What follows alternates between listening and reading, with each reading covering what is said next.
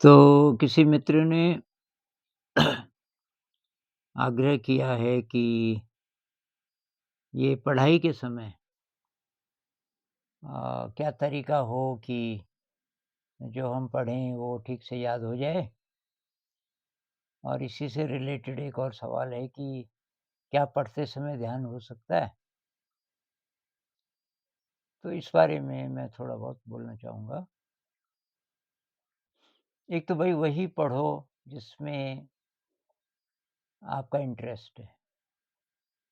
Interest नहीं है तो आपने अपने लिए पहाड़ खड़ा कर लिया। जिस चीज़ में इंटरेस्ट नहीं है, उसमें आपकी बहुत ज़्यादा एनर्जी लगती है और अंत में भी उसका रिज़ल्ट अच्छा हो, ज़रूरी नहीं है। तो या तो उसको इंटरेस्टिंग बनाओ, जो आप पढ़ रहे हो, वो अच्छा नहीं लग रहा, या तो उसको इंटरेस्टिंग बनाओ किसी भी तरीके से और या फिर उसको चेंज करो, कुछ और ले लो। तो अब आप बोलोगे, अब परीक्षा नज़दीक है, अब तो लिया हुआ है सब्जेक्ट, आप बदल नहीं सकते, तो फिर उसको इंटरेस्टिंग बनाओ। मैं एक छोटा-सा उदाहरण देता हूँ आपको। जैसे मान लीजिए 11th-12th में केमिस्ट्री में है हाइड्रोकार्बन। हाइड्रोकार्बन पे बहुत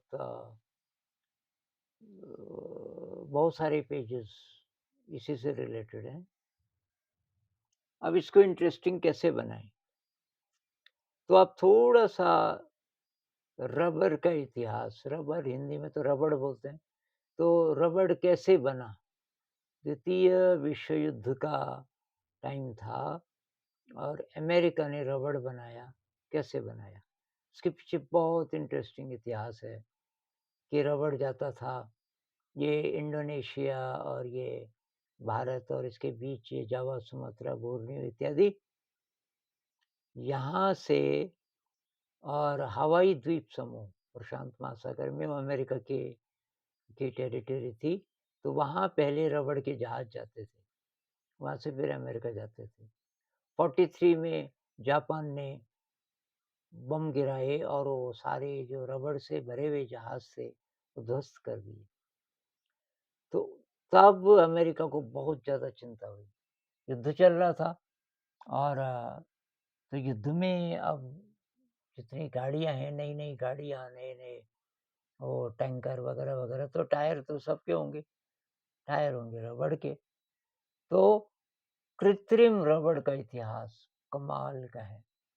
ये जो ब्यूटाडाइन बना और एक और शायद आइसोप्रीन, ये 2 अणु बने और फिर इनसे कैसे-कैसे करके रबड़ बना, कृत्रिम रबड़।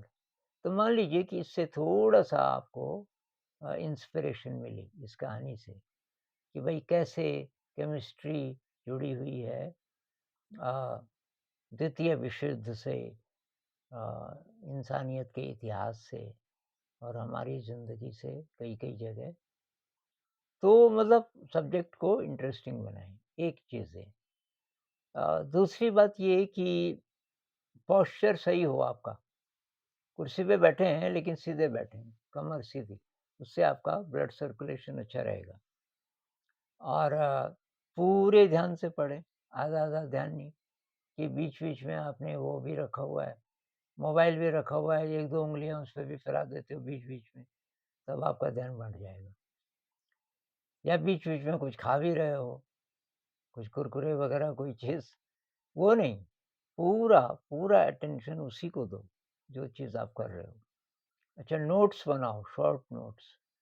शॉर्ट नोट्स बहुत बार चित्र, मैं तो चित्र बनाता था, मेरे नोट्स कोई और नहीं पढ़ सकता था।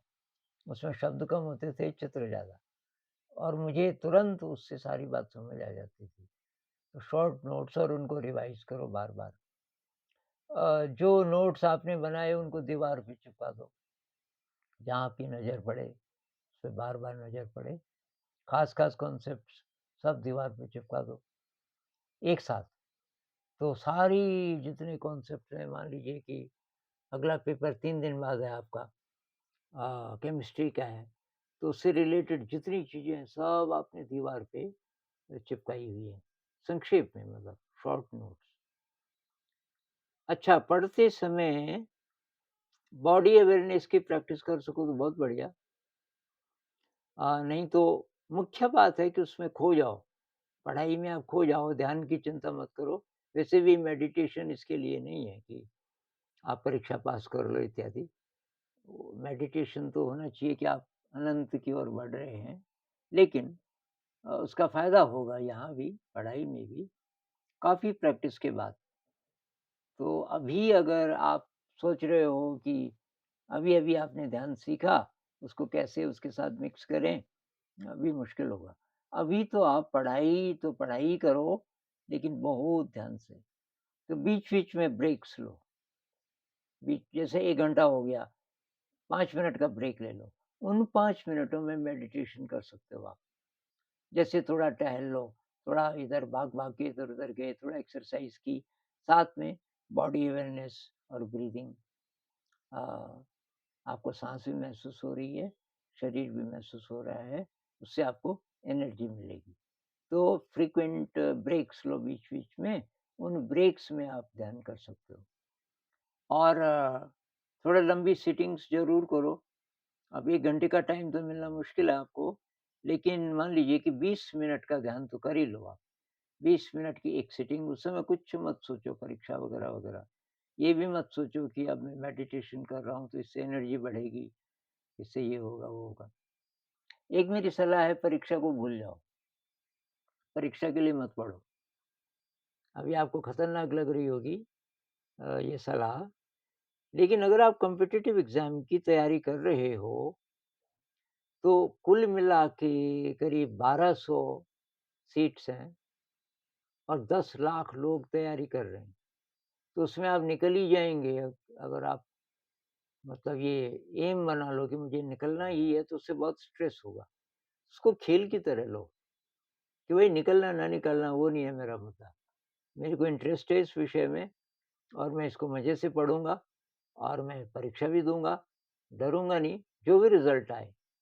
वैसे भी रिज़ल्ट हमारे हाथ में है भी नहीं। तो उसमें फ़ेल हो गए, पास हो गए, कोई बात नहीं, लेकिन कम से कम आपने अ, पढ़ाई एन्जॉय की, जितनी देर आपने तैयारी की, उतनी देर आप पूरे ज़िंदा रहे, मर-मर के नहीं। तो परीक्षा को भूल जाओ और फिर जो भी रिज़ल्ट आए, चिंता मत करो, फ़ेल हुए कि पास हुए। तो ये सलाह अगर आपको ठीक लगती है, डाइट पे ध्यान रखिए, एक्सरसाइज़ पे ध्यान रखिए, अच्छी डाइट खाइए। अंकुरित मूँग मैं सबको सजेस्ट करता हूँ, स्टूडेंट्स के लिए बहुत ही ज़्यादा कमाल की चीज़ है। तो ये पॉज़िटिव रहिए। ये मत सोचिए कि मेरा क्या होगा? फ़ेल हो जाऊँगा। अरे फ़ेल नहीं, तुम पहले से पास हो। तुमको इंसान बनाया कुदरत ने, तो तुम पास तो पहले से हो, नहीं तो इंसान ही ना बनते। अब ये परीक्षा ये तो सब ऊपर-ऊपर की चीज़ है। इसमें निकलो ना निकलो तुम्हारा कुछ नहीं बिगड़ता, कुछ और कर लेना। असली बात है कि तुम सीख क्या रहे हो रोज़-रोज़? रोज़-रोज़ कुछ अच्छी चीज़ सीखो। ज़िंदगी में क्रिएटिविटी बढ़ाओ, ज़िंदगी में निस्वार्थ सेवा बढ़ाओ और खुश रहो। खुश रहने के तरीके ढूँढो। थोड़ा म्यूज़िक भी सीख लो साथ-साथ, तो म्यूज़िक मेडिटेशन भी आप कर सकते हो। रस बढ़ाओ ज़िंदगी में और सेवा बढ़ाओ, असली चीज़ है।